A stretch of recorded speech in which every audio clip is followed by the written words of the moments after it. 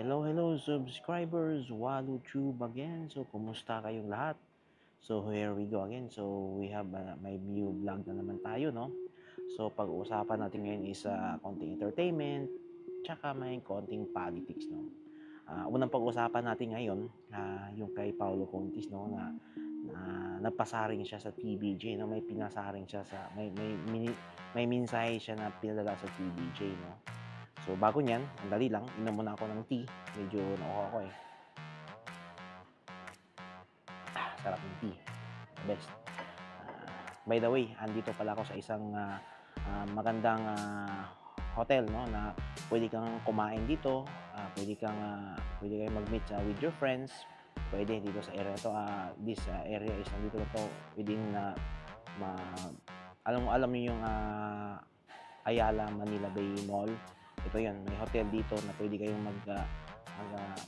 meet, pwede kang kumain sa taas, nasa rooftop ito. So, kung nakikita niyo, sa rooftop ako.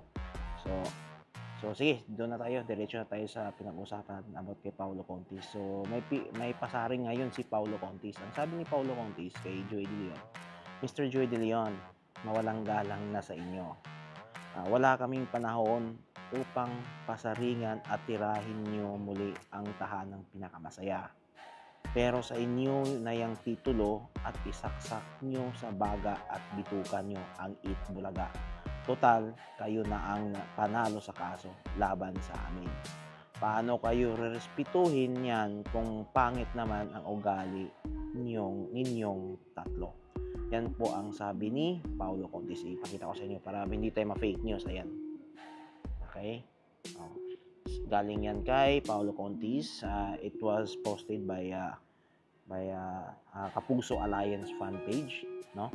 So, reaction lang tayo about sa mensahe ni Paulo Contis sa mga TVJ. So, yun po, ang reaction ko dito, mawalang galang na rin po, no, sa TVJ, no? Total nanalo kayo sa kaso, why not to stay behave na lang kayo, no? Kung totoong nanalo kayo sa kaso na walang halong magic dyan o anong halong pandaraya, dapat tumahimik na kayo at respetuhin nyo na yung desisyon ng korte. So, ang korte naman ng Marikina, yung Marikina is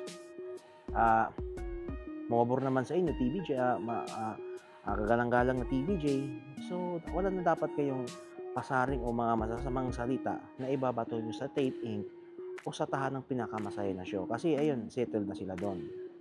Kung ganun pa rin ang estilo nyo, papasaring pa rin kayo ng masasamang salita doon sa tahanang pinakamaksaya, sa GMA, sa Tape Inc.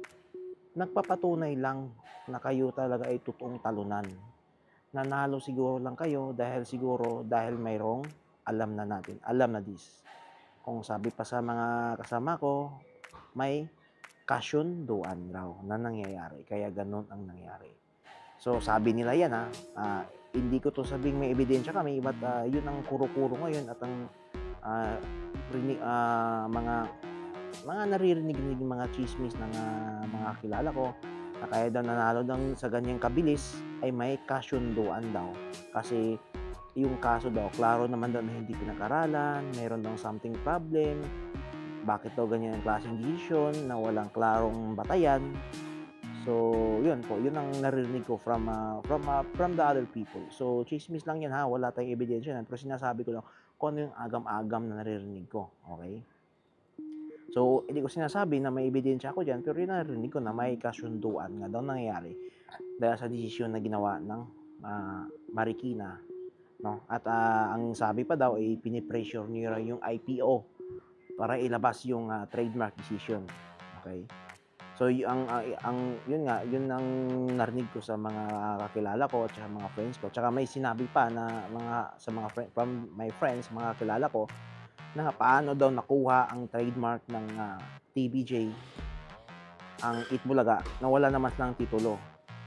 Para daw sinabi ngayon ng judge ng Marikina na pwede pala nilang desisyon na angkinin ng isang bagay o isang property o isang lupa. Kahit wala silang titulo, pwede palang angkinin nila yung lupang yon kahit walang titulo. Basta lang dinesisyonan na ng basta-basta ng judge from isang specific RTC o isang mababang korte. So yun nangyayari daw eh. Kumbaga, nanalo ka sa isang kaso, nanalo ka sa isang lupain na wala ka man lang titulo, pero iginawad sa iyo. So ang tanong diyan, paano ngayon yung may titulo?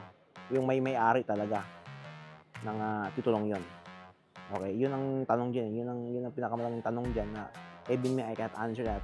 On how come he come up that kind of decision without even researching, checking, or coming up as conclusion, no? Basta lang naka-decide dahil binasihan nila yung desisyon ng IPO. Yun lang daw ang desisyon nila. So medyo mababaw yung para daw sa ayon pa sa mga kilala ko, masyadong mababaw ang rason. Walang hindi mabigat daw yung rason para igawad yung Itbulaga trademark sa mga taong wala man lang lisensya o wala man lang papel na hinahawakan o wala man lang titulo na hinahawakan, no? So yun lang reaction ko about yan. At saka yun nga sa kasamaang palad, yung ugali nga ng tatlo, hindi mo talaga mababago yan. Sabi pa nga ng mga maraming kong kilala, wala daw pinakatandaan daw na mga matatanda na pero wala pa rin natutunan. Okay?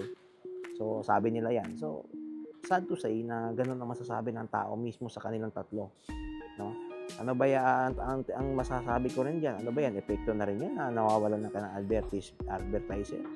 Isipin niyo yan, ito masasabi ko na isipin niyo, yung mga advertiser na yan is kumpanya din yan.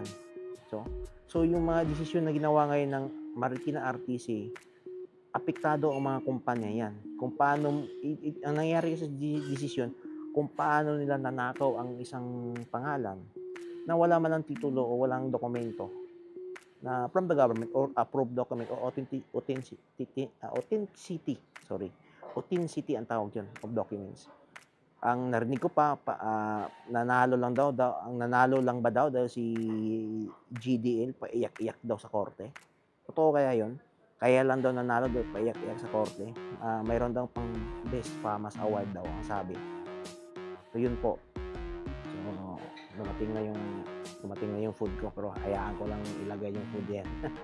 So yun po, yun lang naman masasabi ko about sa komento ni Paulo Contis sa pasaring ni Paulo Contis doon sa TVJ. Yan lang siya. Okay. Yun lang. So next topic naman tayo is politics. So politics, so medyo yun nga, yung related pa rin sa nangyari nung nakaraan, no? Nung medyo na merong awayan na nangyari sa presidente at saka kay ex-president Rodrigo Roa Duterte. At yun nga, yung scandal, parang scandal na rin nangyari. Scandal na pasaring na yun nga daw, bangag daw ang presidente. So medyo nakakalungkot na marinig yan. At sana ma-resolve yan ng both party. Kasi yun nga, nalaman tuloy ngayon ng tao ang totoo.